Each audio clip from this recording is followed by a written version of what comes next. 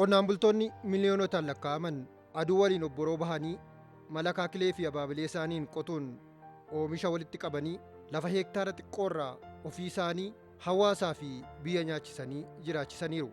Biyya qonnaan bara ishee lakkoofte kanatti dameen kun osoo hin ammayyoofne qonnaan bulaanis haga dadhabbii isaa damee kanarraa osoo hin arganne as ga'eera. Itoophiyaan lafa qonnaaf oolu bal'aa, haala qilleensaa mijataa, qabeenya bishaanii gahaa fi dargaggeessa hojjechuu danda'u hedduu qabaattus wabii nyaataa ishii mirkaneeffachuu hanqattee turteetti. ግብርናችን ለዘመናት በዝናብ Qonni keenya baroota hedduuf rooba irratti hirkatee kan turedha. Itoophiyaan immoo biyya teessuma lafaa fi qilleensa adda addaa qabdudha. Kanaaf aanaaleen tokko tokko dhiibbaa jijjiirama qabeenya qilleensaaf baay'ee saaxilamoodha. Akkasuma aanaaleen keenya wabii nyaataa isaanii mirkaneeffachuuf dadhabanii qormaata keessa akka jiran hundi keenya kan beeknudha. Rakkoo kana qolachuuf Itoophiyaatti waggaa 25 dura sagantaa seeftineetii misoomaa kan jedhu jalqabameera. Seeftineetiin misoomaa kun marsaa adda addaan amma marsaa 5ffaarra ga'eera.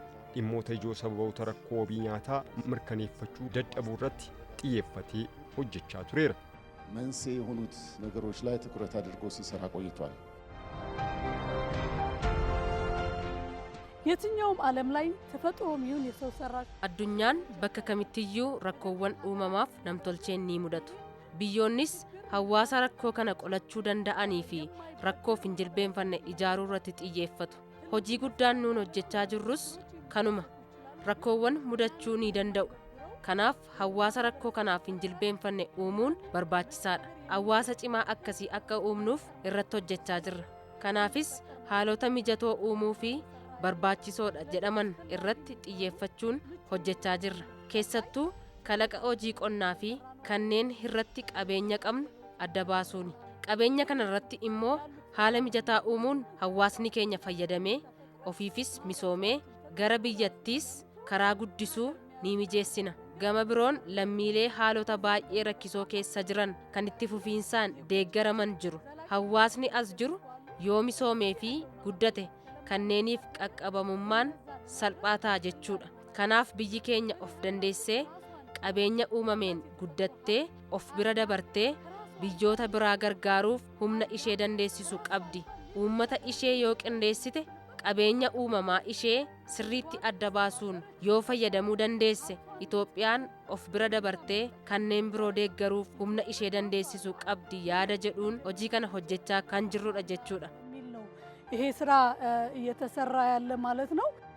Waggoota muraasa darban biyyi kun qabeenya gabbataa qabdu fayyadamuun wabii nyaataa mirkaneeffachuuf xiyyeeffannoo kennuu isheen barsiifatoota kanaan dura turan jijjiiraa jirti. Kanaanis bu'aan gitu argamuu jalqabeera.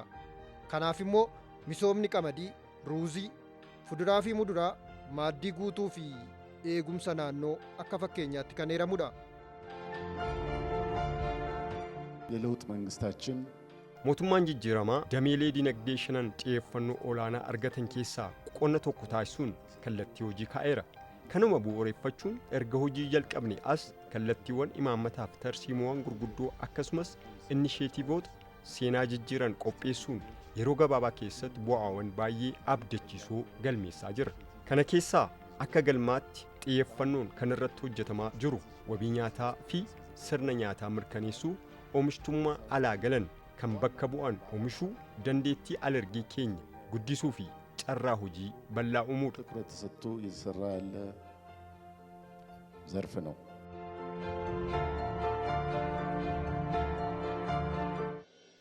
Itoophiyaan badhaadhina isheetiif tattaaffii gootu keessatti utubaawwan dinagdee ijoo shanan kaawwatte keessaa tokko kan ta'e qonni biyyaaf humna guddaa ta'aa dhufeera.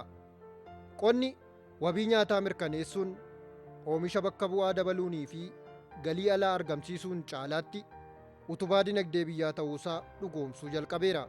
Seeftineetii misoomawaanis lammiilee eeggattummaa jalaa baasuu keessatti ga'een qonnaa cimeera. Damee kana irratti mootummaan seeftineetii misoomawaan lammiilee hedduu deeggaruun eeggattummaarraa gara oomishtootaatti ceesisaa biyya guddisuu fi dhaloota ijaaruu itti fufeera. Waggoota muraasa darban inisheetifoota hojiirra oolaniin bu'aawwan argaman rakkinoota mudatanii fi dhimmoota gara fuula duraatti hojjechuuf karoorfaman irratti waraqaawwan qorannoo dhiyaatee qaamolee qooda fudhattootaa waliin mariin taasifamuun bor ilaalcha haalaan xiinxalameera. ከተረጂነት ወደ ምርታማነት ለተሟላ ሀገራዊ ክብርና ሉዓላዊነት የሚለው መልእክት ትልቅ መልእክት ergaan eeggattummaarraa gara oomishtummaatti kabaja biyyaa guutuu ta'ee fi birmadummaaf jedhu ergaa guddaadha. Baay'inaan ergaan kun yeroo qophaa'u waan lama of keessatti hammateera. Inni tokkoffaan haala qabatamaa amma keessa jirru, itti aansuun immoo kallattii gara fuula duraa fi gara eessatti ce'uun danda'amu agarsiisa. Itoophiyaan biyya birmadummaa daangaa ishee kabachiifattee turtedha. Gama biraatiin akka biyyaatti waan hedduu guuttattee kan qabdu ta'us immoo akka malutti hoogganamuu dhabuun, imaammata sirrii qopheessuun hojii uummata keenya rakkoo keessaa baasuu hojjechuu dhabuun biyya eeggattummaa fi kadhaadhaan beekamtu taatee turteetti. Kana bu'uurarraa jijjiiruu fi mootummaan murteessee paartiin keenya badhaadhinni immoo dhimma kana ajandaa gochuudhaan uummata Itoophiyaa gara birmadummaa guutuu ta'eetti ceesuu fi kan dandeessisu imala badhaadhinaa keenyaatiif bu'uura mijataa kaa'uu keessa galameera. ስኬታማ ለማድረግ ምቹ መሰረት የሚጥል ተግባር ውስጥ ገብቷል። ግብርናን ከባህላዊ ወደ ዘመናዊ qonna aadaarraa gara sirna oomisha ammayyaatti ni jijjiirra jenneerra. Lammiileen hojii qonnaa irratti bobba'an yookaan qonnaan bulaa fi horsiisee bulaa jechuu kooti. Oomishan keessaa 75% fi sanaa ol kan ta'u gara gabaatti dhiyeessuu qabu jenneerra. Kana gara gabaatti dhiyeessuu yeroo dandeenyedha qonni kan ce'u. Kana akka biyyaatti yoo yaannu aanaalee PSNPC'n ilaalcha keessa waan galchuuf sagantaawwan seeftineetii misoomawwan qonnaan bultoonnii fi horsiisee bultoonni imala ce'umsa qonnaa keessatti gara duubaatti akka hin hafnee fi riqicha ta'anii akka tajaajilaniifidha kan hojjetamaa jiru. Waliigalaan ministeerri qonnaa seeftineetii misoomaawwaa kana deeggarsa yeroo hiru yookaan kan deeggarsa babal'isu osoo hin taane akka madda dinagdee fi investimentii tokkotti ta'ee akka tajaajilutti hojjechaa jirra. Xiyyeeffannoowwan hammatu imaammata kana oomisha harkaa gara afaanii jiru jijjiiruun hawaasa of danda'e uumuu fi hojii gaarii akka biyyattiitti hojjechaa jirru itti fufsiisuudha. ለመቀጠል ግብርና ሚኒስቴርም በትኩረት እየሰራ ነው። እንደ ሀገር ፕሮዳክቲቪቲን ለማምጣት Akka biyyaatti oomishtummaa dabaluuf furtuu ijoodha jennee waan amannuuf akka ministeera hojii fi ogummaatti bara 2016 irraa eegalee sagantaa addaa bocuun pirojektii bal'aa marii hawaasaa aadaa hojii fi oomishtummaa jedhu gaggeessaa turreerra. Ammas hojiin kun itti fufee jira. Hojiin keenya marsaa duraa kan ture marii hawaasaadha. Hawaasni kan mari'atu maalirratti? Tokkoffaa rakkoo jiru adda baasuu irratti. Rakkoon naannoo sana jiru maalii adda baasu? Lammaffaa immoo humna naannoo jiru yookiin potenshaala jiru adda baasuudha. Kun waa hedduu qaba. Wanti hundi wal fakkaataan hin jiru.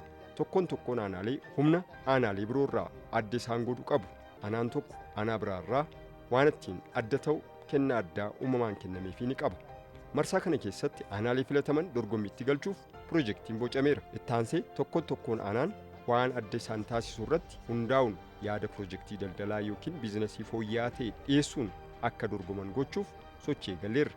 Kunis dorgommiin kun sadarkaa aanaarraa jalqabee hanga sadarkaa federaalaatti kan adeemsifamu yoo ta'u warra injifataniifis hammattuu jajjabeessituu yookiin insentif fireemwork keessa galchuuf akkasitti socho'aa jirra.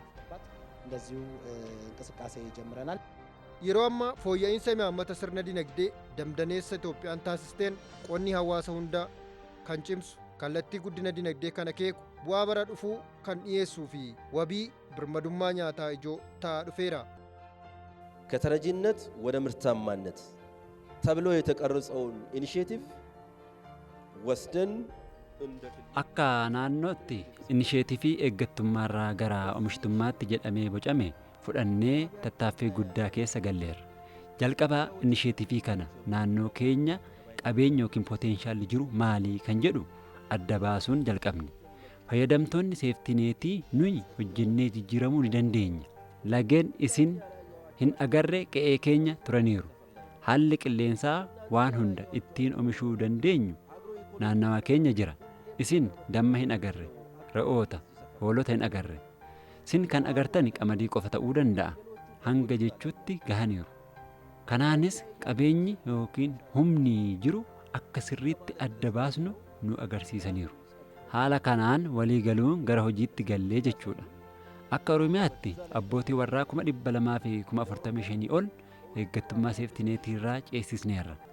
Isaan kun barbaadanii itti amananii ce'aniirus guddataniirus. Isuma dhugaa immoo qabeenya horataniiru. ጥሪቶችንም አፍርቶ ማለት ነው።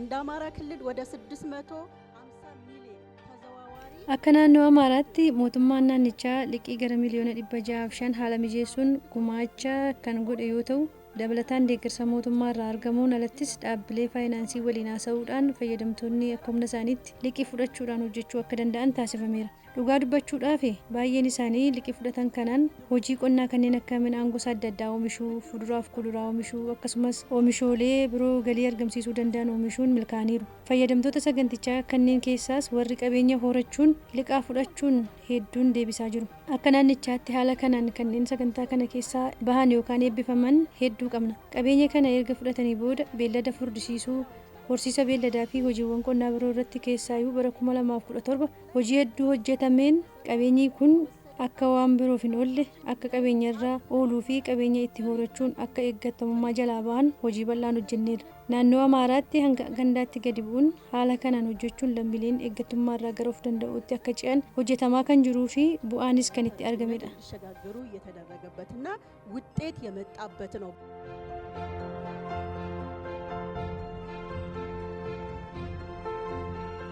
የተፈጥሮ ሀብት jijjiiramni qilleensaa qabeenya uumamaa akka manca'u gochuun gammoojjummaan akka babal'atu taasiseera.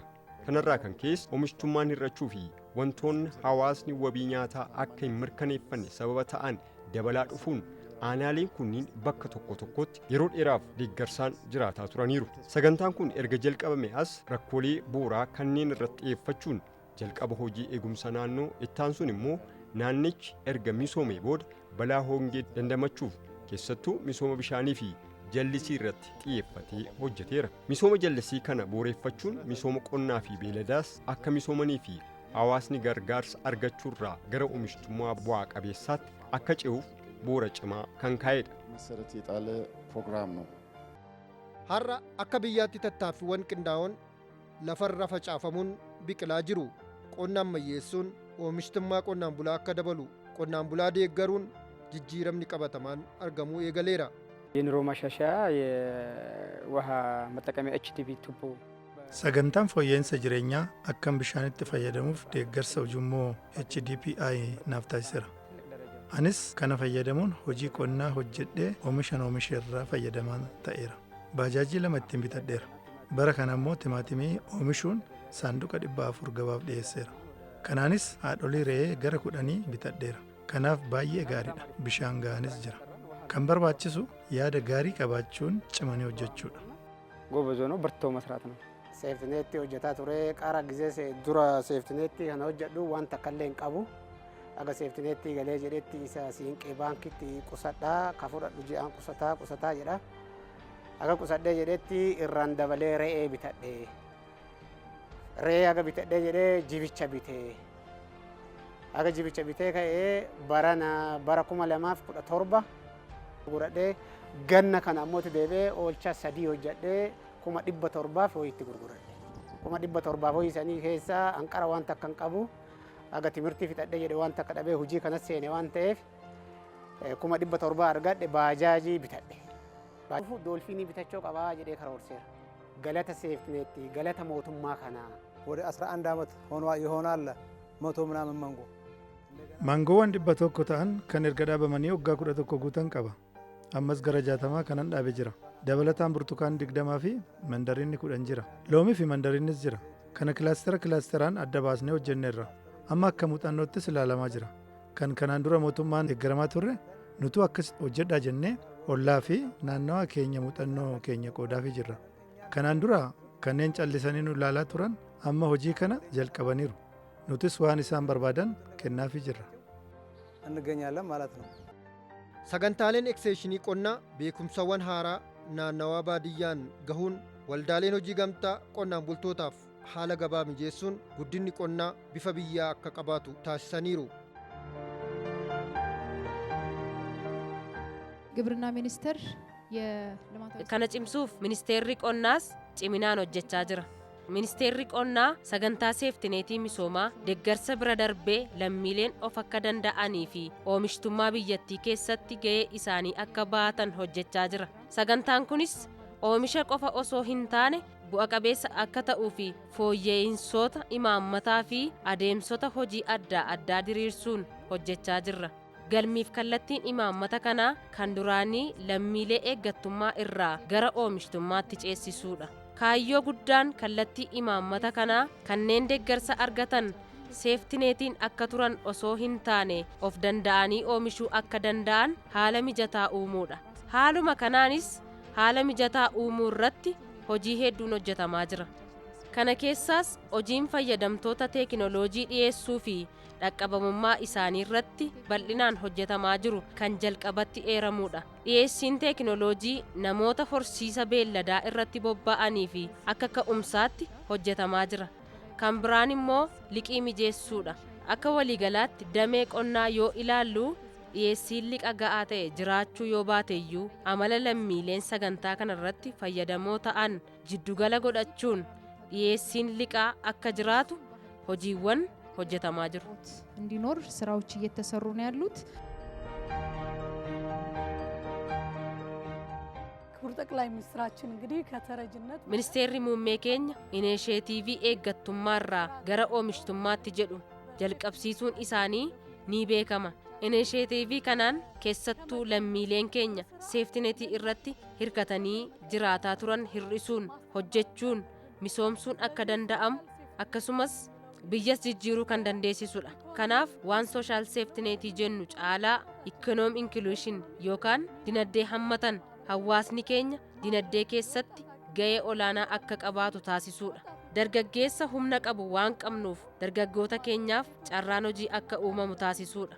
Dubartoota qaama miidhamtootaaf qaamoleen hawaasaa biroos hojii hojjetanii of jijjiiruu akka hawaasa biras jiran akkasumas lammiilee biroof carraa hojii akka uumnu haala mijataa uumuudha. ሊያስችል የሚችል ምቹ ሁኔታን መፍጠር ነው። uduu masinoo qabnu uduu lafa qabnu uduu bishaan nu bira yaa'u itti wallaalee hiyyoomee hiyyuu keessa taa'u kana hojjadhaa harki fayya lutti fayya waan ta'eef hojjadhaa hojjetan bu'aan jira jennee nama naannoo keenya nama ollaa keenya akkanatti hojjedha inni fakkeenya tokko taaneet mootummaa galateeffataarra. Ammaan booda bakka sanitti hin deebi'u ammaa oli darajaamaan ol deema malee bakka sanitti hin deebi'u bakka sanii ka'eera jecha jiru. ተረጅነት በጣም ያዳክማል። የሚጠቅመውም ነገር የለም። eeggattummaan baay'ee nama dadhabsiisa waan nama fayyadus hin qabu dhugaa dubbachuuf cimtee hojjette hiriyoota kee naannoo kee jiran kakaastee akka hojjetan taasista waliinis hojjechuu dandeessa amma namoonni 10 na ilaalanii hojii kana jalqabaniiru isaaniinis ilaaluun namoonni 20 yookiin 30 hojii jalqabuu ni danda'u haala kanaan akka biyyaatti yoo babal'ate kanneen eeggattummaa jala jiran walitti hidhamiinsa uumuun eeggattummaa kana jalaa bahuun caalatti milkaa'oo ta'uu dandeenya jedheen yaada. መጠቀም እንችላለን ብዬ አስባለሁ።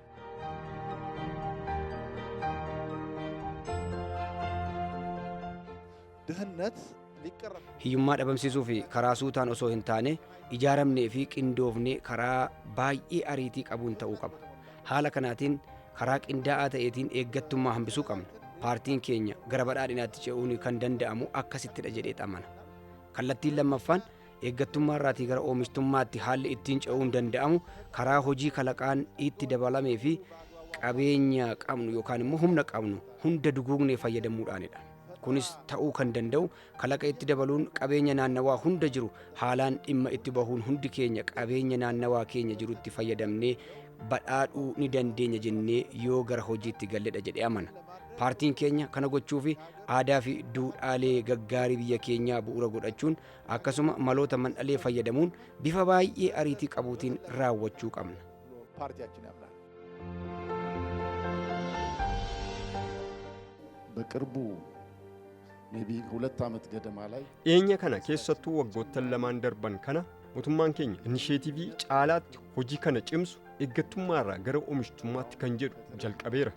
Inisheetiivii kanaanis lammiileen keenya miiliyoona 4.2 ta'an rakkoo kanaan dura keessa turan keessaa bahuun wabii nyaataa mirkaneessuu fi birmadummaa nyaataa biyya keenya mirkaneessuuf hojii hojjetamu keessatti gumaacha isaanii bahachaa jiru.